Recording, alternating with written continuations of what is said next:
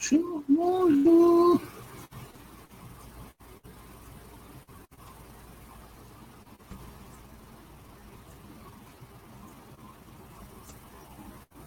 Ben, on va démarrer en musique. Tant que les personnes commentent.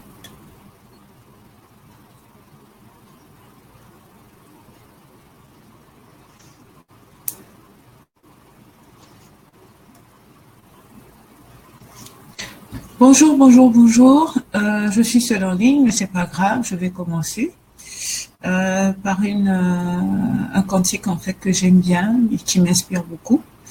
Ben, et puis on verra si des personnes viendront. Sinon, je commencerai.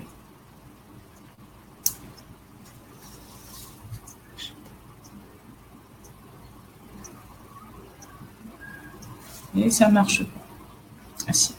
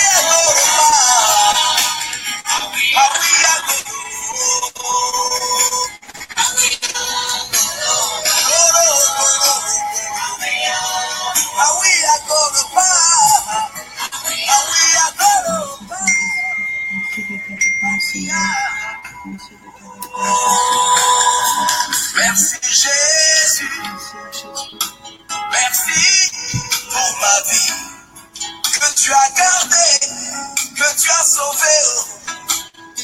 Je veux te dire merci. En reconnaissance, Seigneur, je te donne ma vie. Je te donne ma vie, Seigneur, je te donne ma vie.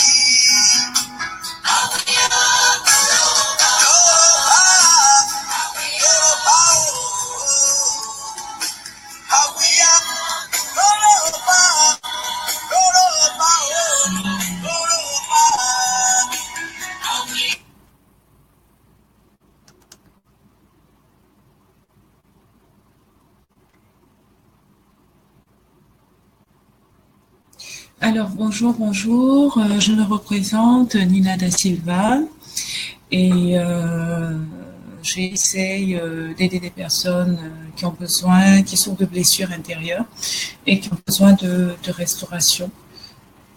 Et donc voilà, je suis à ma 3e vidéo. Ce n'est pas très évident de parler en ligne. Mais je m'exerce, j'apprends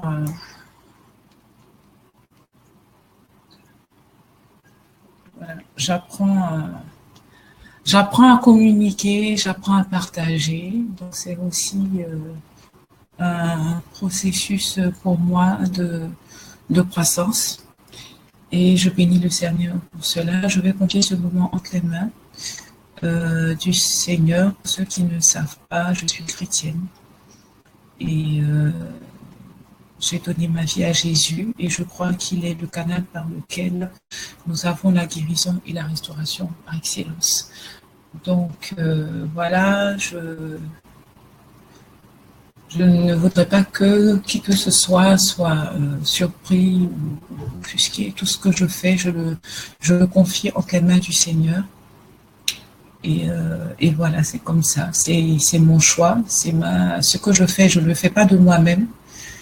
Ben, c'est grâce à lui, en fait. Donc, je pense que c'est une façon de lui dire merci et de lui dire de prendre le contrôle de tout ce que je fais, parce que je pense que c'est vraiment lui qui répare des vies, qui restaure des vies.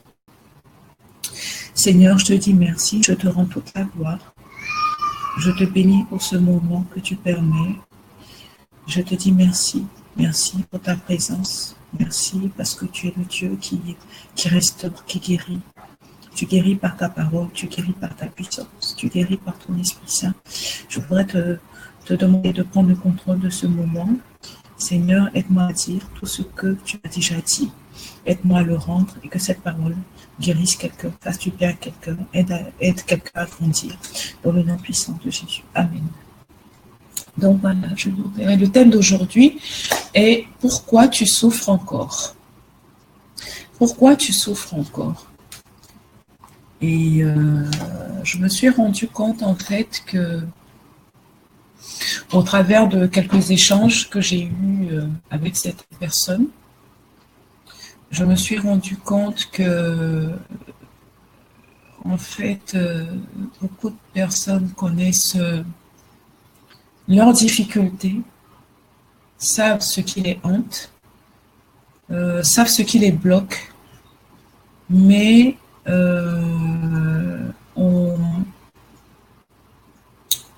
ont du mal à prendre la voie de la guérison.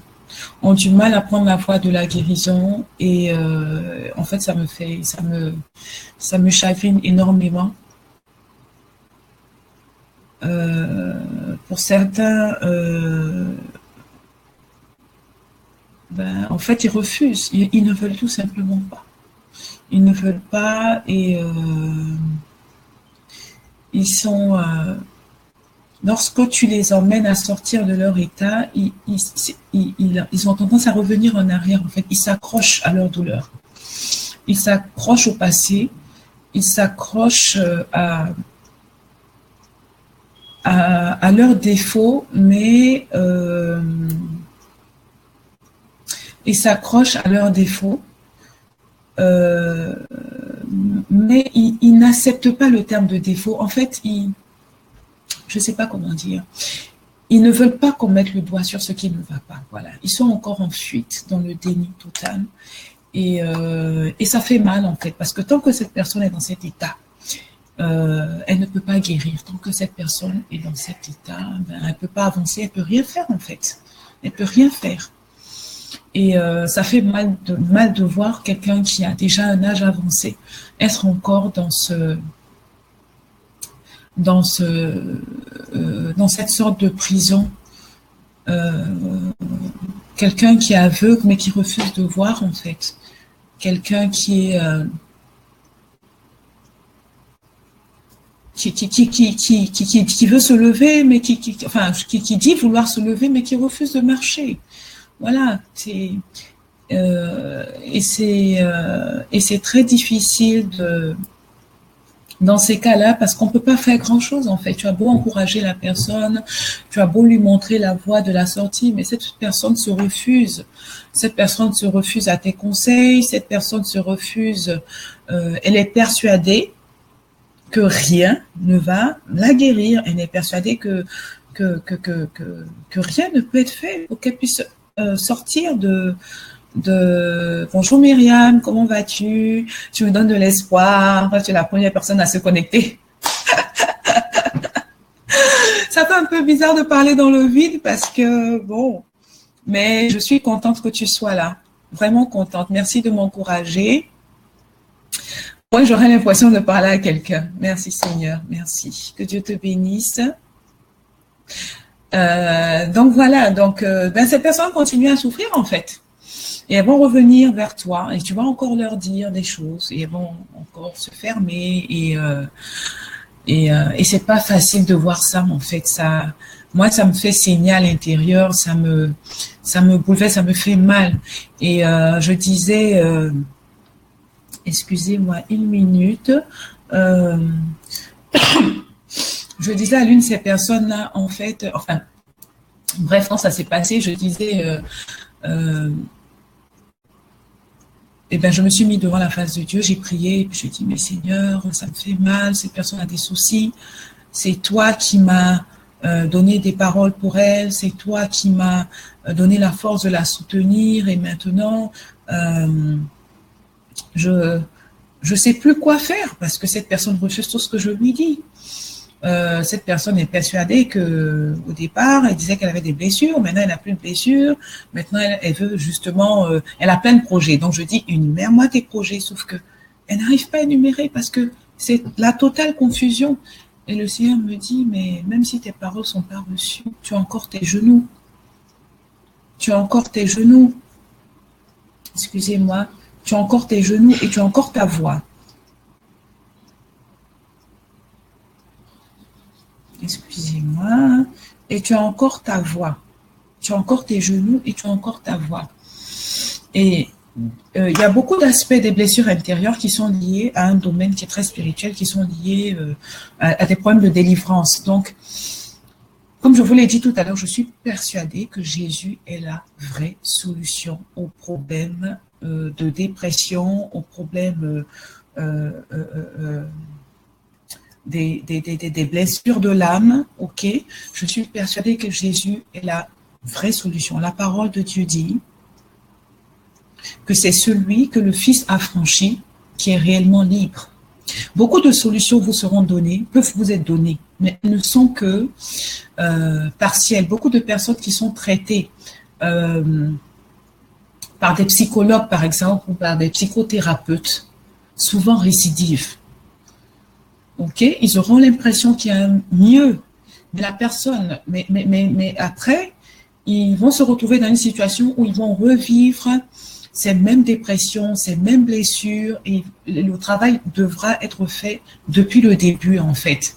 Pourtant, ils ont suivi des thérapies. Mais je puis vous assurer que Jésus, le Fils de Dieu, lorsque Jésus vous guérit, s'il vous affranchit, vous serez réellement libre et de façon définitive. Donc, j'aimerais inviter chacun à faire attention au type de thérapie qui existe. D'accord, je vais éviter de rentrer dans un domaine, parce que je ne suis pas pasteur, franchement, je vais éviter de rentrer dans certains domaines qui sont trop spirituels ou qui ont un trait à la délivrance, ou du moins pas maintenant. Ok, donc, vraiment, je conseille à tout un chacun d'associer toute thérapie à de la prière, d'associer sa foi en Dieu, en Jésus de Nazareth. Voilà, je voulais vous inviter à faire ce pas. Alors, le thème d'aujourd'hui, c'est pourquoi tu souffres encore. Si vous demandez à deux personnes, de vous dire mais comment tu vois le monde en fait? Vous voyez, l'une d'elles pourra dire oh mais en fait le monde est beau, la vie est belle, tout va bien, et voilà. Et puis l'autre personne pourra vous dire bon, le monde est triste, il n'y a que des guerres, il n'y a que, en fait, la façon dont on apprécie l'extérieur dépend de notre intérieur. Si à l'intérieur de nous, nous sommes heureux, si à l'intérieur de nous, nous sommes en paix, la façon dont nous verrons l'extérieur sera aussi paisible, sera aussi beau, et voilà. Mais si à l'intérieur de nous, j'espère que vous me recevez bien, si à l'intérieur de nous, c'est la guerre, c'est les luttes, c'est la tristesse, c'est le désarroi, c'est la déprime, tout ce qu'on verra de l'extérieur, ce sera que des choses qui ont attrait à la déprime, à la tristesse, les guerres, les morts, etc. Donc, je vais vous raconter, pas me raconter, mais reparler de l'histoire de Jérémie. Je vous ai dit que vous a créé, il vous a créé avec votre identité. Il a dit à Jérémie, chapitre 1, verset 4. La parole de l'Éternel m'a été adressée avant, et voici cette parole, au verset 5. Avant de te former dans le ventre de ta mère, je te connaissais, et avant que tu ne naisses, je t'avais consacré, je t'avais désigné prophète pour les nations. Donc voilà cette parole adressée à Jérémie. Lorsque Dieu nous crée, il nous crée avec un potentiel, avec une spécificité qu'on va appeler notre identité. Dans notre identité est le but de notre vie, le sens de notre vie, d'accord? Et notre façon, nos talents, notre potentiel, nous met au monde avec cet ensemble de facultés. Il dit à Jérémie, tu ne viens pas de n'importe où, tu n'es pas né par hasard, mais avant même que tu ne sois formé dans le sein de ta mère, je te connaissais déjà. Ça veut dire quoi, je te connaissais déjà avant que tu ne sois, c'est-à-dire que je t'avais prédestiné, je te connais de toute éternité, je te connais avant même que ton père, que ta mère ait prévu de te mettre au monde. Moi, Dieu, je te connaissais et je t'avais établi. Je t'avais déjà donné une mission, un but dans la vie, je t'avais déjà établi, je t'ai prédestiné à être prophète sur les nations. Et c'est comme ça pour tout un chacun. Dieu a parlé à Abraham, souvent, Dieu peut te révéler tôt ce pourquoi tu es né, ta destinée. Dieu peut te le révéler très tard, comme Abraham à 75 ans. D'accord? Dieu peut te révéler les objectifs de ta vie, ta mission, très tard aussi, très tard. Comme Pierre, il a dit, tu es Pierre, et sur cette pierre, je bâtirai mon église. D'accord? Donc, à un moment donné, Dieu va se révéler à chacun d'entre nous.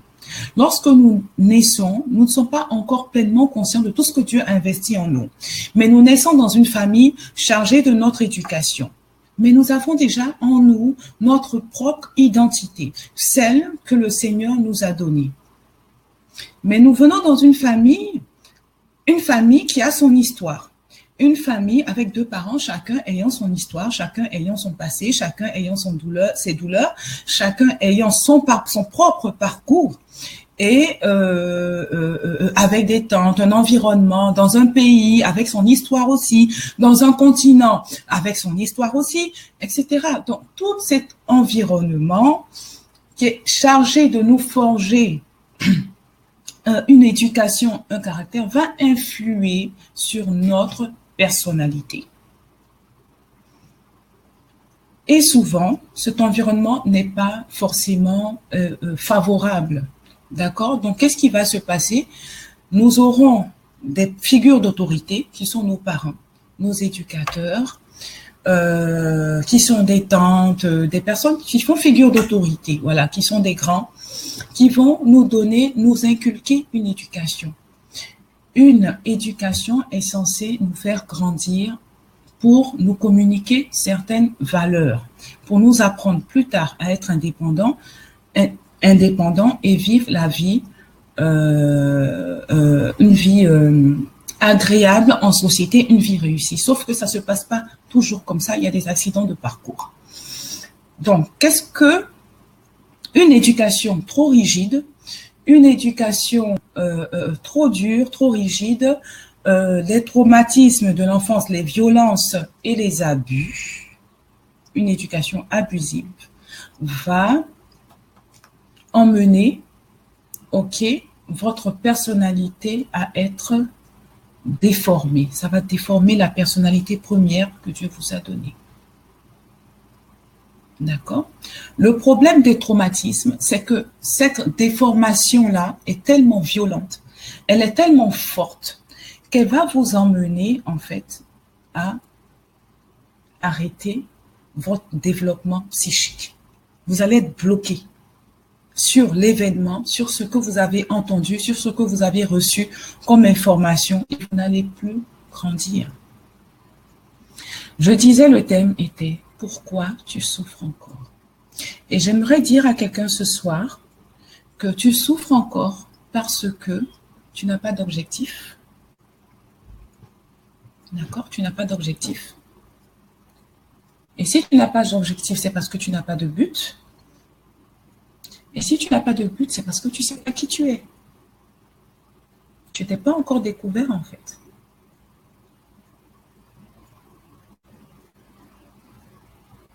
Tu ne sais pas qui tu es. Donc, tu es quelqu'un qui vit, mais en fait, qui est dans un état intérieur de léthargie. Tu subis la vie, en fait. Tu vis ta vie au gré des saisons, des influences extérieures, etc. Mais tu n'as aucun objectif, tu n'as aucun but dans la vie.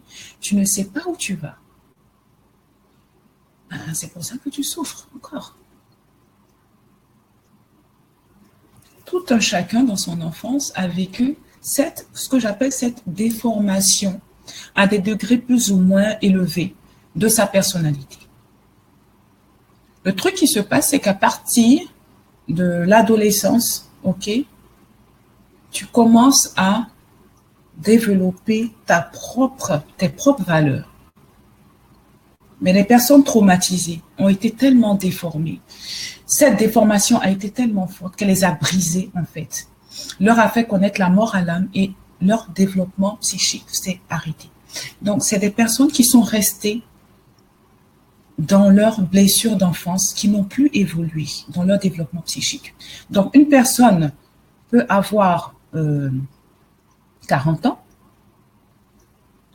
mais dans sa personnalité, elle est une enfant de 8 ans. Elle n'a plus évolué.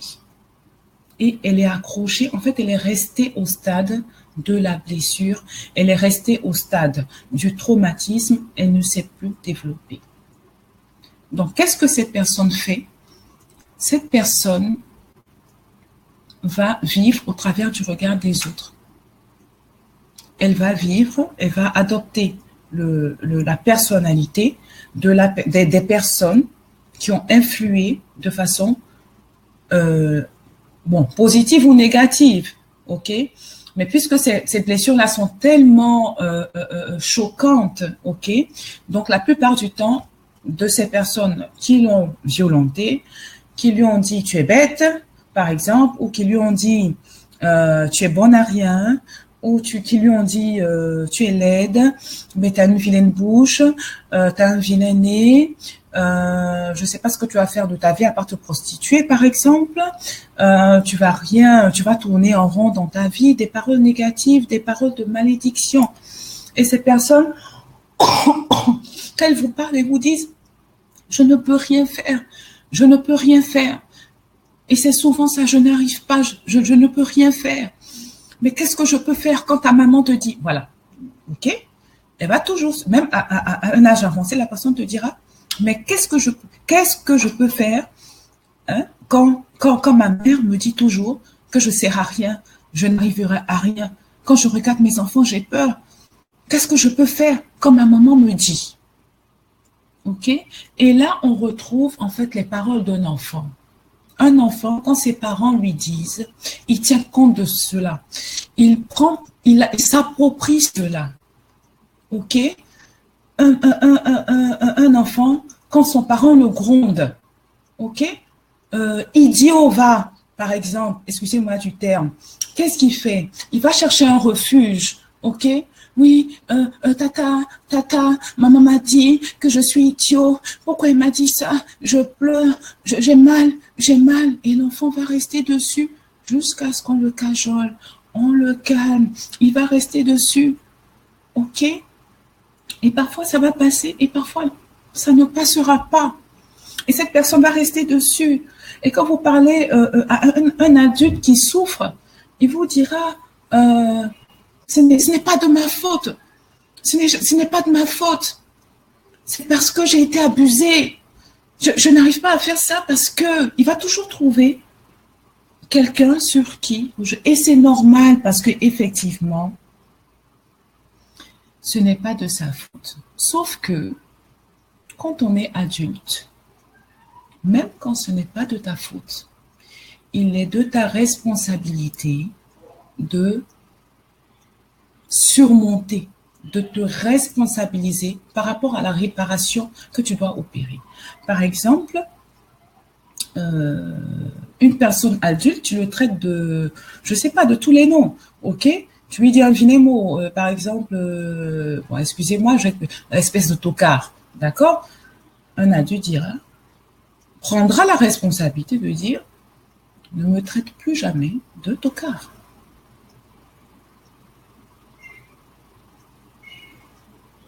Parce qu'il ne l'accepte pas.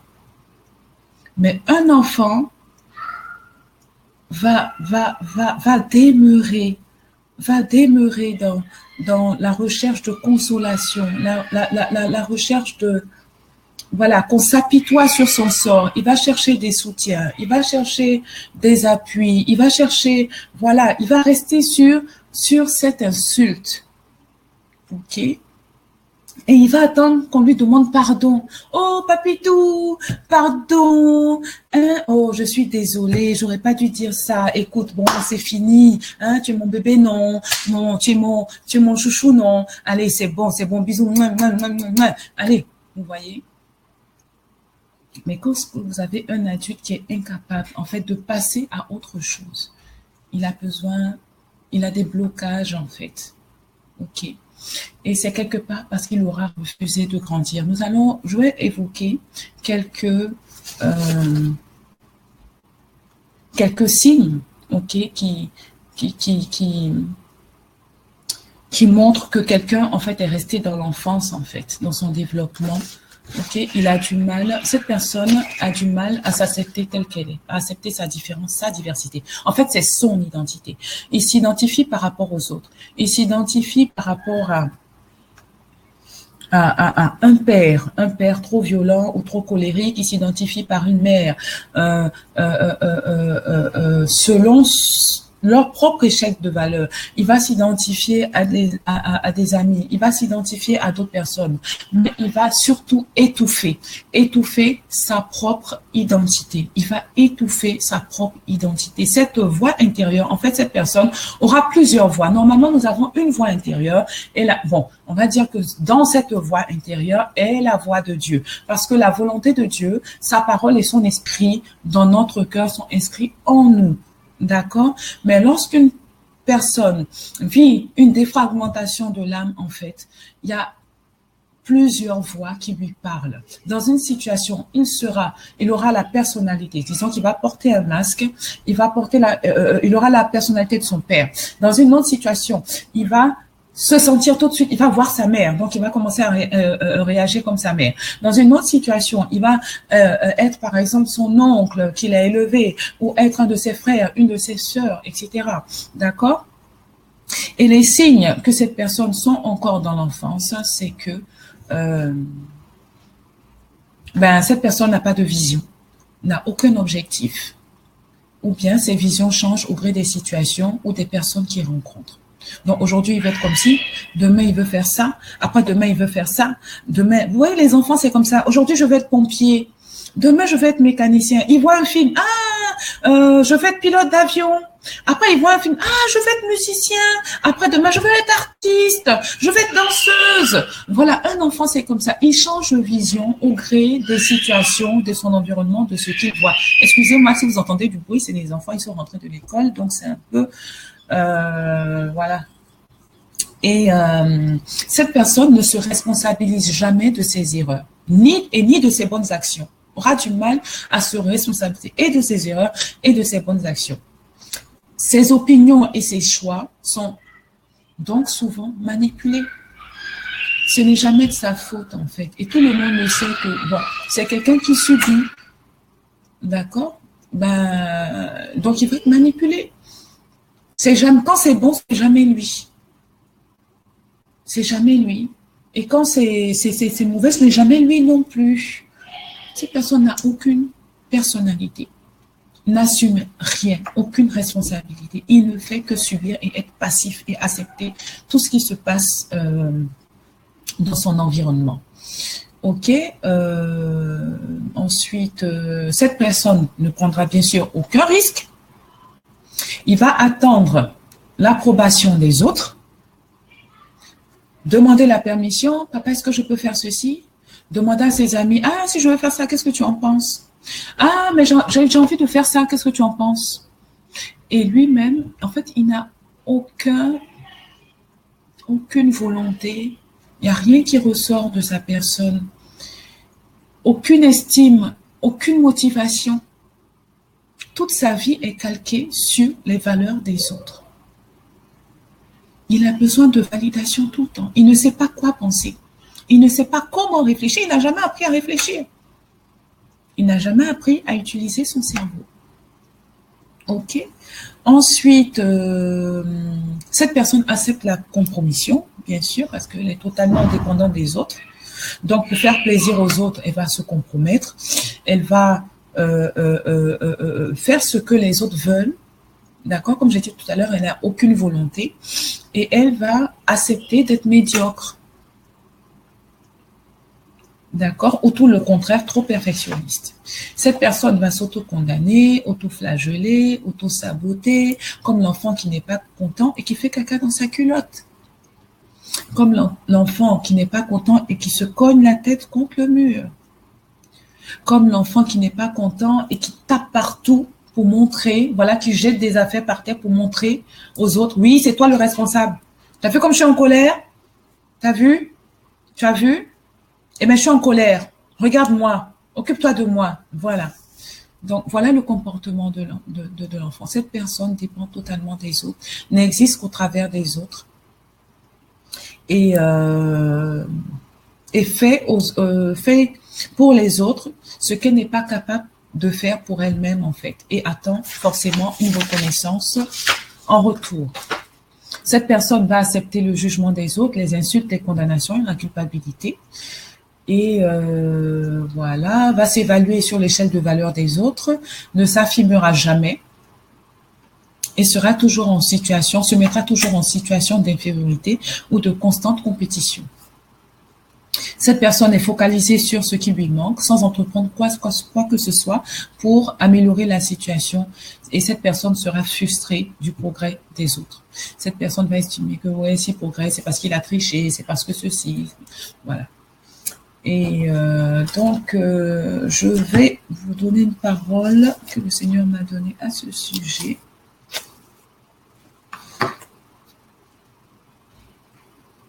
« 1 Corinthiens 13, verset... à partir du... attendez, 1 Corinthiens...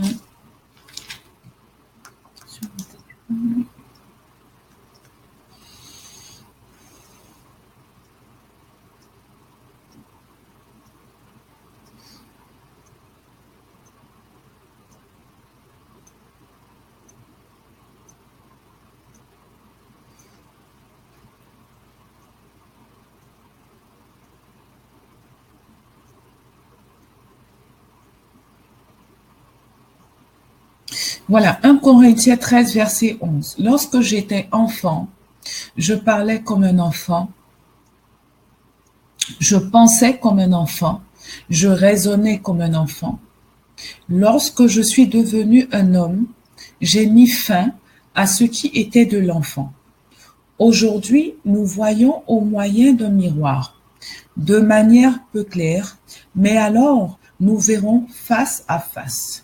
Aujourd'hui, je connais partiellement, mais alors je connaîtrai complètement tout comme j'ai été connu. »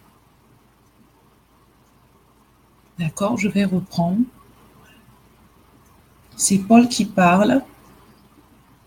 Il dit, lorsque j'étais enfant, je parlais comme un enfant, je pensais comme un enfant, je raisonnais comme un enfant. Lorsque je suis devenu un homme, j'ai mis fin, j'ai pris la responsabilité. Lorsque j'ai grandi, lorsque j'ai pris conscience que j'étais un adulte, j'ai mis fin à ce qui était de l'enfant. J'ai mis fin au passé blessant. J'ai mis fin à tout ce qui était de l'enfance. J'ai mis fin au manque de responsabilité. J'ai mis fin à l'enfant gâté. J'ai mis fin aux pleurnicheries. J'ai mis fin à la victimisation. J'ai mis fin au fait de rejeter toujours la faute sur les autres. J'ai mis fin à ça. J'ai mis fin au désir de toujours vouloir être consolé. J'ai mis fin au désir de toujours vouloir être bordé. J'ai mis fin à toutes les choses qui étaient de l'enfant. J'ai mis fin au déni. J'ai mis fin à tout ce qui était. J'ai pris la responsabilité. J'ai pris la décision. Lorsque j'étais un enfant, je réfléchissais comme un enfant. Mais je suis devenu un homme. J'ai pris la décision de mettre fin à tout ce qui était de l'enfant. Et c'est voilà notre responsabilité. Il dit aujourd'hui, il y a plusieurs façons d'interpréter ce verset. Aujourd'hui, au verset 12, nous voyons au moyen d'un miroir de manière peu claire. Ça veut dire quoi? Aujourd'hui, nous voyons au travers de quelque chose d'autre qui nous voile. Nous voyons au travers du regard des autres. Donc, notre regard est peu clair. Notre regard est confus. Notre regard est voilé. D'accord, est trouble, parce que nous voyons au travers d'un miroir. Nous voyons au travers du miroir peut-être de nos parents. Nous voyons au travers du regard de nos amis, de notre environnement, de l'actualité, des situations qui nous environnent. Nous voyons au travers du regard de quelqu'un qui nous a blessés, qui nous a insultés, qui nous a violentés, qui nous a battus, qui nous a brisés. Nous voyons au travers du regard. Et lorsque nous regardons au travers du miroir, du regard de quelqu'un d'autre, nous voyons de façon peu claire. Nous sommes confus. Et il dit, mais alors, maintenant, nous verrons face à face. Face à face avec qui?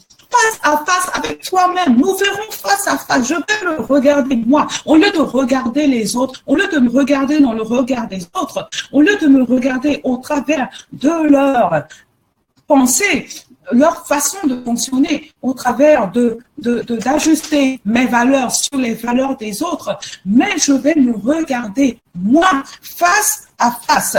Aujourd'hui, je connais partiellement, oui, parce que je viens de prendre conscience, je viens de commencer à me regarder moi-même face à face. Je me pose, je me regarde face à face, je me demande, je me questionne sur ma propre personnalité. Qui je suis? Qu'est-ce que je suis appelé à faire? Quelle est la mission? Quel est le but de ma vie? Pourquoi je me lève chaque matin? Quels sont mes objectifs? D'où je viens? Où est-ce que je dois arriver? Quelle est ma destinée? Quel est ce que Dieu a mis en moi pour exceller ce que je dois accomplir en cette vie? Face à moi-même, je me pose. Face à moi-même, oh, ça bug, je suis désolée. Face à moi-même, je me pose. Face à moi-même, je me questionne. Je me demande à moi-même. J'ai une conversation avec moi-même. Je me demande qui je suis. Je suis à la recherche de ma propre personnalité. Je suis à la recherche de ce que j'aime moi-même, de mes propres valeurs, de ma propre identité, de la personne que Dieu a créée, de la personne que Dieu a préparé, prédestiné dans sa PC et qu'il a mis dans le sein de sa mère pour être manifesté sur la terre. Cette personne, à qui elle est, qui je suis, comment je me regarde, est-ce que ce que mon père a dit c'est ça, est-ce que c'est comme ça que je dois, non, qui je suis face à face. Mais alors, nous verrons face à face. Aujourd'hui, je connais partiellement, mais alors je connaîtrai complètement tout comme j'ai été connue. Mais comme j'ai été connue de qui? Je connaîtrai complètement tout, mais comme j'ai été connue du Père. Mais alors je connaîtrai complètement tout comme j'ai été connue. Tout comme j'ai été connue de qui? Tout comme j'ai été connue du Père. Avant que tu ne sois formé dans le sein de ta mère, je te connaissais déjà. Je t'avais appelé par ton nom et je t'ai établi. Je me connaîtrai. Comme j'ai été connu dans les cieux, chez mon papa, c'est lui qui m'a créé. Comme j'ai été connu de lui, je vais apprendre à me connaître. Je vais apprendre à connaître cette identité. Je vais la rechercher. Elle sera mon but. Elle sera mon objectif. Je vais la rechercher. Je vais connaître tout ce que Dieu a déposé en moi. Qui je suis vraiment. Je ne suis pas ce que les gens ont dit de moi. Je ne suis pas ce qu'ils ont voulu faire de moi. Mais parce que je suis adulte, je commence à réfléchir. Je me pose des questions sur ma destinée. Je me pose des questions sur ma propre personnalité. Et j'apprends à être tel que je suis connu. Je vais complètement le connaître tel que j'ai été connu par le Père. Et c'est cette identité-là que tu dois trouver. C'est cette identité première que le Seigneur a déposée en toi. Qui tu es vraiment? C'est cette identité que tu dois trouver. Quand tu connaîtras, tu sauras qui tu es. Quand tu sauras qui tu es. Selon le dessein de ton Créateur qui t'a placé sur cette terre, et pas pour rien, pour quelque chose de bien précis, tu auras un but. Et quand tu auras un but, tu auras des objectifs. Tu vas te mettre en place des objectifs. OK? Et c'est comme ça que tu ne vas plus subir la vie. Il y a certaines pensées qui vont te quitter, certaines pensées dévastatrices, certaines pensées qui te polluent, qui vont te quitter. Parce que tu sauras qui tu es, tu sauras que tu es une merveille, tu sauras que tu as le plan de Dieu, tu sauras que tu as été créé à l'image de Dieu. Tu sauras que tu n'es pas celle que les gens disaient que tu étais. Ou que tu es. Tu sauras que tu n'es pas cette idiote que tu as insultée pendant toute ta vie. Tu n'es pas cette personne.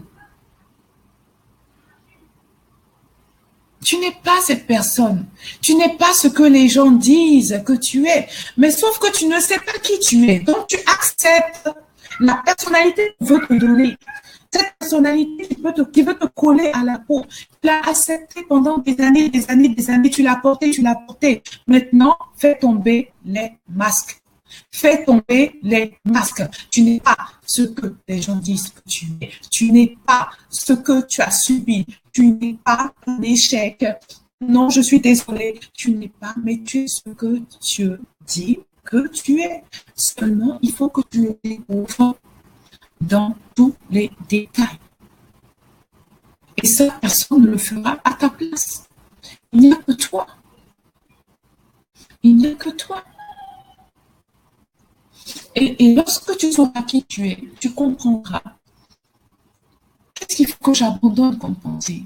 Comment il faut que je grandisse? Toute ma vie, pendant près de 40 ans, pendant près de 30 ans, pendant près de 50 ans, je n'ai fait que faire la volonté de certaines personnes.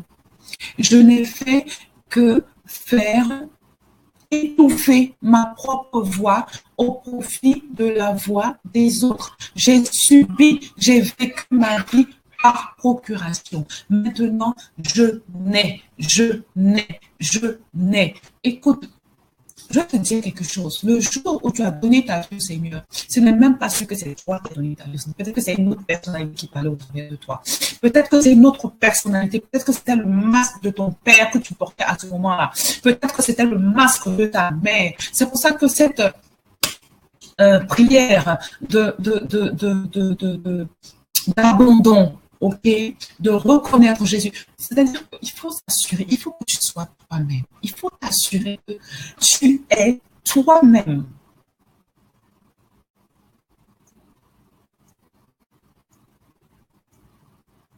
Le jour où tu sais qui tu es, c'est comme une nouvelle naissance en fait. Je ne vais pas dire que c'est la nouvelle naissance. Je dis c'est comme. une nouvelle naissance. Oh, ma vidéo s'est bloquée, je ne sais pas ce qui se passe.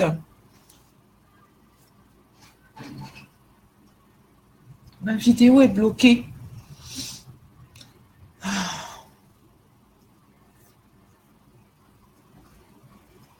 Mince alors. Ça bug. Ouh là là, je ne sais même pas regarder. Je vais bien. Attention. Allô, allô, allô, est-ce que vous me recevez? Oh, c'est coupé. Mince.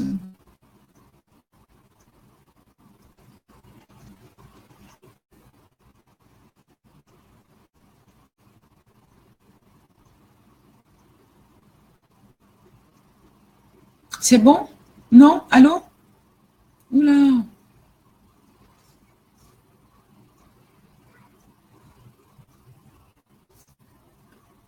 Est-ce qu'il y a l'image? Plus d'image.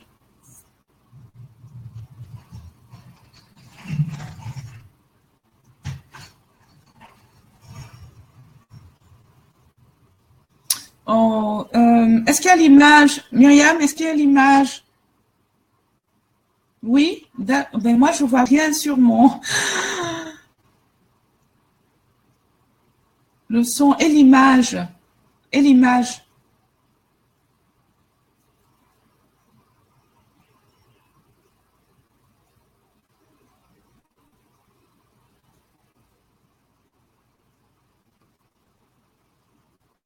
Plus d'image. Bon, ok, je vais couper et me reconnecter. Une minute. Oh là là, c'est dommage ça.